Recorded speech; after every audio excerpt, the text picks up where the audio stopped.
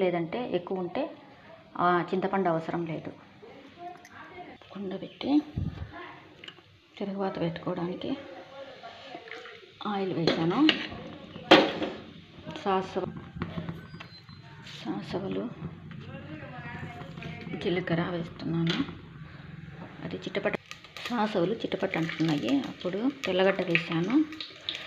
తెల్లగడ్డ కొద్దిగా ఎర్రగా వేగిన తర్వాత